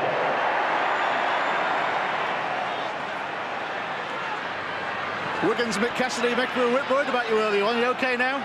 Yeah, I feel alright now. I just think I took a bit of a knee on the back of the head, and for a couple of minutes I think I was out of it.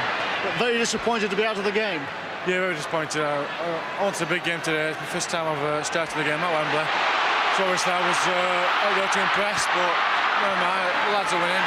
Hope we can stick at it. Wigan on the attack. Oh, Martin of fire. Just can't take the pass. A great effort from the flying wingman.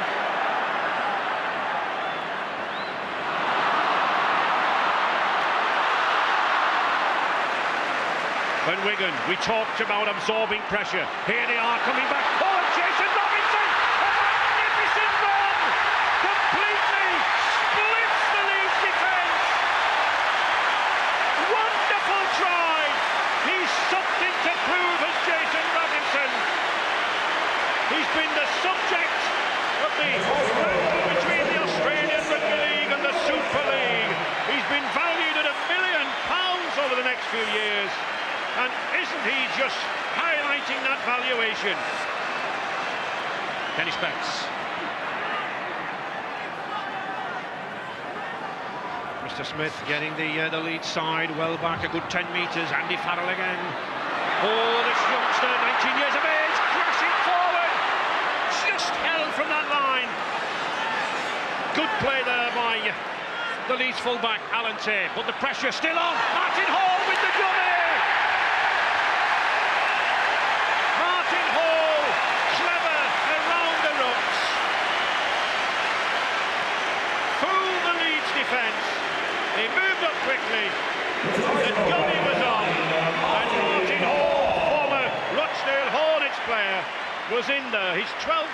the season, and that's a high number for a hooker.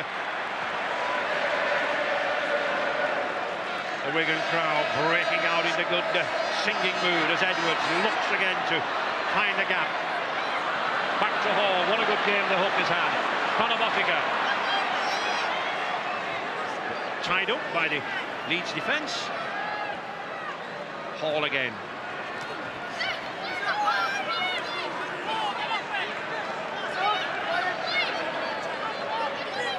Edwards. Cowie. Good run. Wigan using these forwards in tandem together at the rucks. Now the long passing to Twigamala.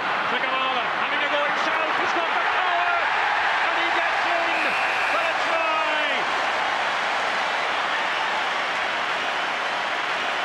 You can't let a man like Twigamala with a little space. He's got such power, 16 stone.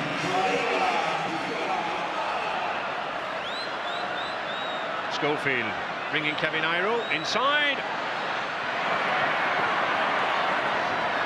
And Leeds desperately throwing this ball around. They do need a consolation try, just to buck the spirits up as they make a challenge for the Premiership playoffs. Just 2 minutes remaining now. Leeds on the attack. That will probably be another. Very, very silly from Botica. I think James Lowes and Sean Edwards have settled matters amongst themselves. No need for the Kiwi to come in. And no need for this at this stage in the game. And a penalty. Rightly awarded to Leeds. Harman, good run. James Lawes is going for it! And he gets the try! But I think he and Leeds richly deserve.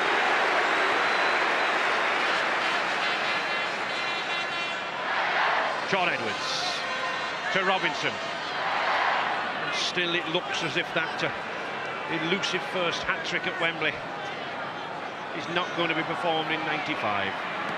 A fire twice, he's had 2 tries against Castleford and against Leeds last year. Oh, and Phil Clark, he's going down the corner, can he get the ball inside? Edwards is there, a good kick from Edwards, picked up by a fire. Dennis Betts just couldn't take the pass. And he thinks what might have been. But Leeds, Jim Fallon coming away. Back inside to Gary Schofield. The knock on, but it doesn't matter. The 1995 Silk Cup Challenge Cup again has gone to the cup holders. Jason Robinson, the Lance Todd Trophy Man of the Match. That was better than last year when you were watching, wasn't it? Well, to be honest, I just can't believe it. Earlier in the week, I didn't think I was going to be playing. But, you know, I got together with Inga, we've been praying all week and it's paid off. Sean Edwards, you said you wanted a big performance, it was there. Yeah, the defence, I mean, Leeds threw everything at us, but so our scrambling cover defence was like probably the best it's been all season. Can you make any comparisons to the Wigan Wembley performances? Today's was as good as any. Well, on defence, it was on attack, maybe we could have held the ball a little bit longer, but, you know, we've done the business against a really good team. Dennis Betts, magnificent performance yet again. It just gets better and better, doesn't it? I think this is just a place that Wigan just turn it on. I don't think in all the times I've played here we was more dominant than today. We took all that they had to throw at us and we just bounced back, and what a great side. Delight, joy as the cup goes back to Wigan. His Royal Highness the Duke of Edinburgh presents the trophy, the 1995 Silk Cup Challenge Cup winners, Wigan again. Technically, I thought that was just an excellent performance. To beat a team as good as Leeds at the time. Individual brilliance of Jason Robinson, 2 tries, and Inga Twigamala, etc. But we played as a team. You know, people like Phil Clark and Dennis Betts were doing the grunt, and Andy Farrell, etc. was excellent in the game. And to be part of that team, which will, let's be honest, it went beyond its sport in the fact that, you know, there's still people recognise me in London, really, and it's not for my rugby union coaching, really, it's the fact that I played for Wigan. The 1995 triumph was Wigan's 8th in a row, an unprecedented record that will forever go down in rugby league folklore. The unbeaten run stretched to 43 matches before being finally ended at Salford the following year. But for those who played in that era, they will always be regarded as true legends.